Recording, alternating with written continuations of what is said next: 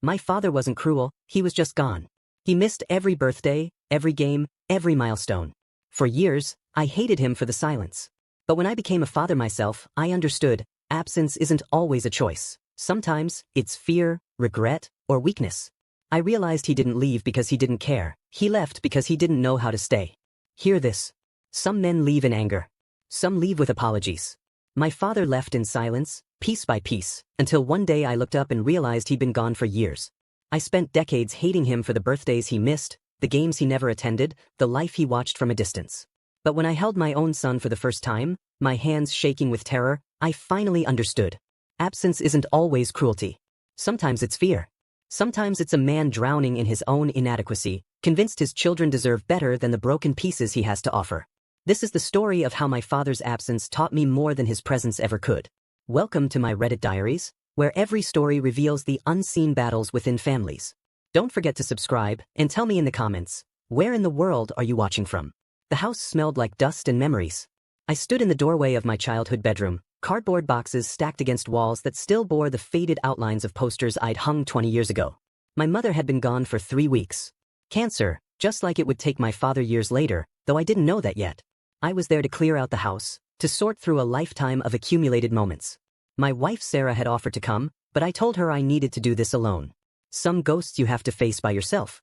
In the back of my mother's closet, behind winter coats that still smelled faintly of her perfume, I found a shoebox. Not unusual. My mother kept everything. But when I opened it, my breath caught in my throat. Birthday cards. Dozens of them. Every single one signed by her, in her careful handwriting. Happy 8th birthday, sweetheart. So proud of you on your 16th. Not a single one from my father. I sat down hard on the carpet, the box in my lap, and suddenly I was 8 years old again. It was my birthday party. My mother had rented out the community center, invited my entire 3rd grade class.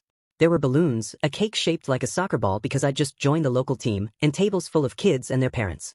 Every father in that room wore the same uncomfortable smile, making small talk with other dads while their sons ran wild.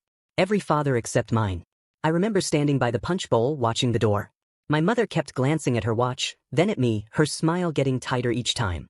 One of the other kids, Danny Martinez, walked up to me. "Where's your dad?" "He's coming. He's just running late." "My dad says your dad is never around." I wanted to punch him. Instead, I said, "Your dad doesn't know anything." But Danny's dad did know. Everyone knew. Richard Hayes was the father who was always somewhere else. My mother appeared beside me, her hand on my shoulder. "Ready to blow out the candles, birthday boy?" I nodded, not trusting my voice. As everyone sang happy birthday, I made my wish. I wished for my father to walk through that door. I wished so hard I thought I could will it into existence. He never came. That empty chair at the head of the table became a symbol. It appeared at every milestone. Every soccer game where the other kids had their dads cheering from the sidelines while my mother sat alone, clapping louder than anyone to make up for his absence. Every father-son school breakfast where I brought my uncle instead, pretending it didn't matter. Every Christmas morning where presents appeared from him, but he didn't. My mother never badmouthed him. Not once. When I was younger, she made excuses. "Daddy's working very hard for us. Daddy's tired. Daddy will try to make the next one." As I got older, the excuses stopped. She'd just look at me with these sad, knowing eyes and change the subject. By the time I was 14, I stopped calling him Dad. He was Richard. Just Richard. A name on a birthday check. A voice on occasional phone calls that grew further and further apart. "How's school?" "Fine." "Playing any sports?" "Yeah." "That's great, son." "Is that all?" Silence. Always silence. Then, "I should let you go. Say hi to your mother for me." I stopped answering his calls after a while. My mother would hand me the phone and I'd shake my head. She'd sigh, put it to her ear, and I'd hear her make more excuses for me. "He's at a friend's house. He's studying. I'll tell him you called." The last straw came during my senior year of high school. I was graduating top of my class, heading to college on a partial scholarship. My mother was so proud she cried when I got the acceptance letter. 2 weeks before graduation, my father called. I almost didn't answer, but something made me pick up. "I want to be there," he said. "No hello. No how are you. Just that." "For what?" "Your graduation. I want to see you walk across that stage." I should have said no. I should have told him it was too late, that he'd missed too much, that one ceremony couldn't erase years of absence. Instead, I said, "Fine." I told myself I didn't care whether he showed up or not. I told myself I wasn't looking for him in the crowd as we lined up in our caps and gowns. I told myself the knot in my stomach was just nerves about my valedictorian speech. I was lying to myself. They called my name. I walked across that stage, shook hands with the principal, accepted my diploma. The crowd applauded. My mother was in the third row, on her feet, tears streaming down her face. I scanned the audience, looking for him. He wasn't there. After the ceremony, as families gathered for photos and celebration, I saw him. He was in the parking lot, sitting in his car. His hands were on the steering wheel and he was staring straight ahead at the building. Our eyes met through the windshield. For a moment, neither of us moved. Then he started the engine. He just drove away. My mother found me standing there, watching his taillights disappear. She didn't say anything. She just put her arm around me and we walked back to her car. That night, alone in my room, I made a decision. My father was dead to me. It was easier to grieve a ghost than to keep hoping for a man who would never show up. The next 12 years passed like frames in a movie I wasn't really watching. College. First job. Promotions. Relationships. I built a life deliberately separate from anything that reminded me of him. I didn't talk about him. I didn't think about him. When people asked about my family, I said my mother raised me. If they pushed, I said my father wasn't in the picture. Most people were polite enough not to ask for details. My mother tried, in her gentle way, to bridge the gap. She'd mention him sometimes. Your father asked about you. Your father wanted me to tell you he's proud of you. I'd change the subject or leave the room. Eventually, she stopped trying. He sent letters. I returned them unopened. He called. I blocked his number. On my wedding day, my mother asked if I wanted to invite him. I said no. She didn't argue. My uncle walked me down the aisle instead. Another empty chair. Another absence. I told myself I didn't care. But I did care. The hate proved that. You can't hate someone you don't care about. When Sarah got pregnant, everything shifted. We were in the doctor's office, staring at the ultrasound screen, watching this tiny flutter of a heartbeat, and the technician said, "Congratulations, you're going to be a father." A father. The word hit me like a punch to the chest. That night, lying in bed, Sarah asleep beside me, I stared at the ceiling and felt terror like I'd never known. What if I didn't know how to do this? What if I screwed it up? What if I became him? The fear grew as the pregnancy progressed. I read every parenting book I could find. I went to every appointment. I painted the nursery, built the crib, bought more baby clothes than one infant could possibly need. I was preparing, I was trying, but underneath it all was this voice that whispered, "What if love isn't enough? What if you fail?" One night, 3 months before our due date, Sarah found me in the nursery at 2 a.m. I was sitting in the rocking chair, my head in my hands. "Baby, what's wrong?" I couldn't look at her. What if I become him? She knew immediately who I meant. She knelt in front of me, took my hands in hers. "You're not your father." "How do you know? What if it's genetic? What if I wake up one day and I just can't do it?" Then we figure it out together. But running from the fear only guarantees you'll repeat his mistakes. "I don't know how not to." "Maybe," she said softly, "you should talk to him. Understand why, before you become a father yourself." I shook my head. "It's too late for that." "Is it?" I didn't answer. 2 weeks later, my phone rang. A known number. I almost didn't pick up. But something, maybe intuition, maybe fate, made me answer. "Is this Richard Hayes' son?" "Who's asking?" "This is his sister, your Aunt Patricia. I'm calling because your father is in the hospital. It's cancer. Stage 4. The doctors say he has weeks, maybe days." The world tilted. I sat down hard on the couch. Sarah looked at me, concerned. "Why are you telling me this?" "Because he's asking for you. He wants to see you before he dies." I should have said no. I should have hung up. He didn't get to ask for me now, not after everything. But Sarah was looking at me, one hand on her pregnant belly, and I thought about my son. About the questions he might ask someday. About the empty chair I might become if I didn't understand how it happened. "Which hospital?" My aunt gave me the details. After I hung up, Sarah asked, "Are you going?" "I don't know." "What are you afraid of?" "That I'll go there and feel nothing. Or worse, that I'll go there and it'll hurt just as much as it did when I was 8 years old, waiting for him to show up to my birthday party." She kissed my forehead. "Either way, you'll know. And maybe that's what you need before our son arrives." I spent the next 2 days fighting with myself.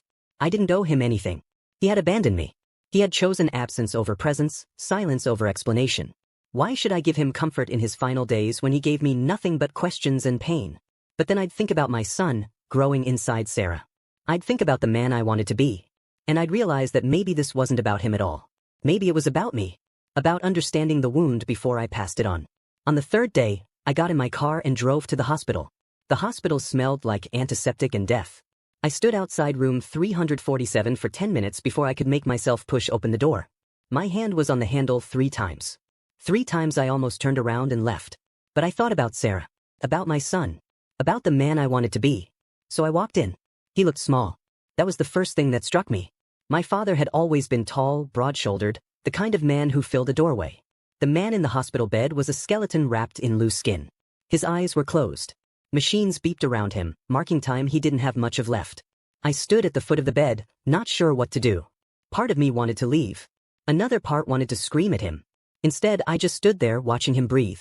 His eyes opened. For a moment, he just stared at the ceiling. Then he turned his head and saw me. Something crossed his face. Relief, maybe. Or fear. You came. His voice was rough, barely more than a whisper. I stayed where I was, my hand gripping the metal bed frame. Don't mistake presence for forgiveness. He nodded slowly, like he expected that. Like he deserved it. Fair enough. Silence filled the room. I pulled a chair from the corner and sat down by the window, as far from the bed as I could get while still being in the room. He watched me. I looked out the window. How's your mother? She's dead. 3 weeks ago. I heard him inhale sharply. When I glanced at him, his eyes were closed again, but tears leaked from the corners. I didn't know. I'm sorry. She asked about you. Even at the end. I never understood why. She was a better person than both of us. I couldn't argue with that. We fell back into silence.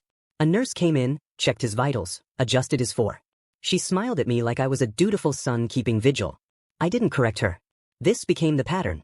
I came every day for a week. I'd sit in that chair by the window, my phone or a book in my hands, and he'd lie there, sometimes sleeping, sometimes watching me. We barely spoke. When we did, it was surface things. How's the weather? Do you need anything? Yes, more water would be good. I told myself I was there out of obligation. That I was doing this so I could tell my son someday that I tried. But the truth was more complicated. I wanted him to feel what I had felt. The suffocating silence of being ignored. The presence that meant nothing because it came without connection. On the 8th day, his brother showed up. My Uncle Tom. I'd seen him occasionally over the years, usually at family functions my mother dragged me to. He was a good man, nothing like my father. We talked in the hallway while my father slept. I'm glad you came, Tom said. I'm not sure why I did. He's your father. Biology isn't the same as parenthood. Tom nodded, looking through the window at his brother. You're right, but maybe you should know why he was the way he was. I don't need excuses. I'm not making excuses. I'm giving you context. He turned to face me. Did you know about your grandfather? I never met him. Nobody did. He left when Richard was 7. Just walked out one day and never came back. No explanation. No goodbye. Just gone. I felt something shift in my chest, but I pushed it down. That doesn't excuse what he did to me. No, it doesn't. But Richard grew up thinking absence was hereditary. Like it was in his blood. Our mother worked 3 jobs to keep us fed. Richard basically raised himself. He was terrified of being a father because he'd never seen it done right. So he decided not to try at all? That's worse. I know. Believe me, I told him that 1,000 times. But fear doesn't listen to logic. Tom left after an hour. I went back into the room. My father was awake, staring at the ceiling. He told you about Dad. Yeah. I'm not using it as an excuse. But, because it's not one. I know. More silence. But this time it felt different. Heavier. Like there were words trying to push their way out. That night, they increased his morphine. The pain was getting worse. The drugs made him loose, talkative in a way I'd never seen him. I was at your 8th birthday, he said suddenly. I looked up from my phone. What? Your birthday party. I was there. I was in my car across the street. I watched you through the window. My throat tightened. You were there. I sat in that car for 2 hours. I kept telling myself to go inside. Just walk through the door. Sing happy birthday with everyone else. But I couldn't make myself move. Every time I reached for the door handle, I'd think about my father. About how he never showed up. About how I didn't know how to be what you needed. So you chose to be nothing instead. I thought nothing was better than broken. You were wrong. I know. I figured that out too late. He turned his head to look at me. I was at all of them. The soccer games. The school plays. Your graduation. I was always there. Just never close enough to matter. I stood up, my hands shaking. Do you have any idea what that feels like? Knowing you were there but you couldn't even walk 50 feet to let me see you? Just because that's exactly how I felt with my father. Except he didn't even show up to watch from a distance. I'm not him. You're not him. But you acted like you were. I know. The anger drained out of me, replaced by something worse. For the relationship we never had. For the father who was too broken to be present. For the child I was who waited and never understood why. I sat back down. Why are you telling me this now? Because Tom said you're having a son. And because I don't want you to make my mistakes. I won't. You sure about that? Because I see the way your hands shake when you talk about him. I know that fear. It's the same one I had. I looked at him, really looked at him for the first time since I'd walked into this room. He wasn't the ghost I'd built in my head. He wasn't the villain of my story. He was just a broken man who'd let fear turn him into the thing he hated most. What do I do with it? The fear. You feel it and you stay anyway. That's the difference between me and the man you're going to be. You're going to feel that terror and you're going to walk through it. You're going to show up scared. That's what I should have done. A nurse came in to check his vitals. She looked at the monitors and her expression changed slightly. Subtle, but I caught it. Time was running out. After she left, my father reached under his bed. His hands were shaking as he pulled out a cardboard box. He set it on the bed between us. What is this? Open it. I lifted the lid. Inside were letters. Dozens of them. Envelopes addressed to me in his handwriting, all sealed, all stamped. Never sent. There were birthday cards. Christmas cards. Graduation cards. All of them filled with his handwriting. I wrote them all. Every birthday. Every milestone. I just never had the courage to send them. I pulled out the one on top. My name written carefully across the front. My hands were shaking as I opened it. Inside was a birthday card. For my 16th birthday. The message read, I watched you get your driver's license today. You failed the parallel parking but you laughed it off. Your mother always said you got your sense of humor from me. I hope that's the only thing you get from me. You deserve so much better than my demons. Happy birthday, son. I'm so proud of who you're becoming. I looked up at him. You were there. At the DMV. In the parking lot. Always in the parking lot. I put the card back in the box, my vision blurring. Why didn't you just send them? Why didn't you just try? Because I thought you'd be better off hating me than pitying me. At least hate is clean. At least with hate, you had someone to blame for everything that hurt. That's the stupidest thing I've ever heard. I know, but it made sense at the time. He started coughing. Deep, rattling coughs that shook his whole body. I stood up, unsure what to do. When it passed, he lay back, exhausted. Read them, please. After I'm gone. You don't have to forgive me. But maybe they'll help you understand. I picked up the box. It was heavier than it should have been. The weight of years of unsaid words. I'll read them. And promise me something else. What? When your son is born and you're standing there holding him, and you feel that fear rise up in your chest, promise me you won't run. Promise me you'll stay. Even when you're terrified. Even when you don't think you're good enough. Just stay. I looked at this dying man, my father, and I saw myself. The fear. The doubt. The certainty that we'd fail. I promise. He closed his eyes. That's all I needed to hear. I spent that night in a hotel room reading the letters. Every single one. They were arranged chronologically, a paper timeline of a father watching from the shadows. Each one was dated. Each one was detailed. Each one proved he'd been there. Age 9, soccer championship. He described the goal I scored in the final minutes. He wrote about how I'd pumped my fist in the air and how my mother had jumped out of her seat. He'd been in the parking lot, watching through binoculars. Age 12, school play. I played a tree in the background, barely had any lines. He described the green costume my mother had sewn, how seriously I'd taken the role, how I'd bowed deeply when the curtain fell even though nobody was applauding for me specifically. Age 15, first breakup. He wrote about seeing me sitting on the front steps late at night, my mother's arm around my shoulders. He'd driven by the house 3 times that night, wanting to get out, wanting to tell me that the pain would pass. He never did. By the time I finished reading, the sun was coming up. My phone had 17 missed calls from the hospital. I knew before I called back. My father died at 4:30 in the morning. Alone. I'd been 5 miles away, reading his words, and he'd died alone. The funeral was small. My uncle. My aunt. A few people from my father's work. I stood at the graveside and felt nothing. Not grief.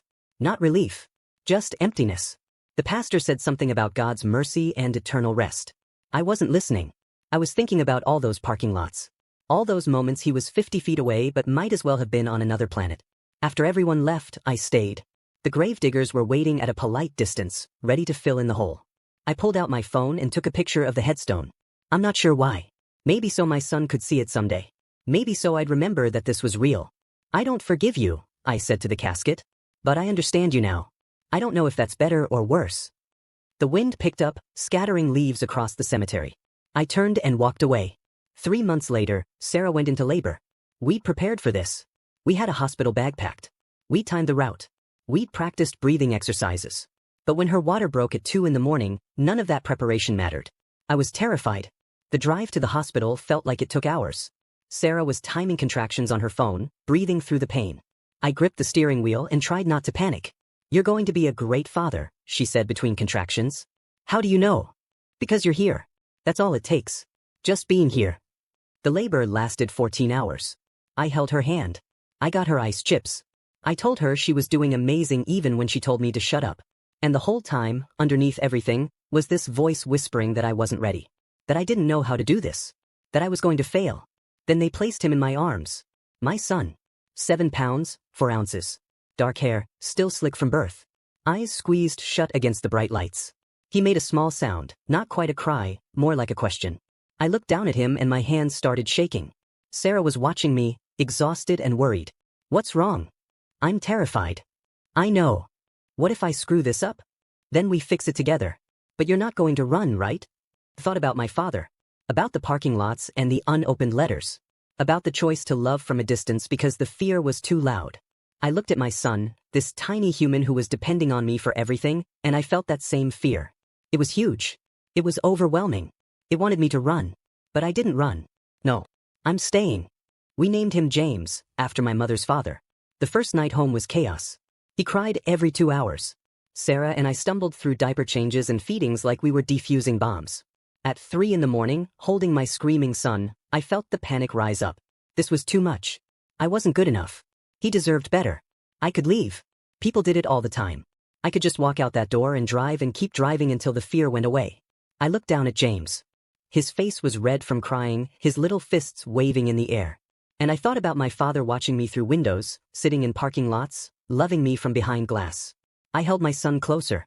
I walked him around the living room, bouncing him gently, whispering that it was okay, that I was here, that I wasn't going anywhere. Eventually, he fell asleep against my chest. I stood there in the dark, feeling his heartbeat against mine, and I cried. Not because I was sad. Because for the first time, I understood the magnitude of what my father had given up. Every moment like this.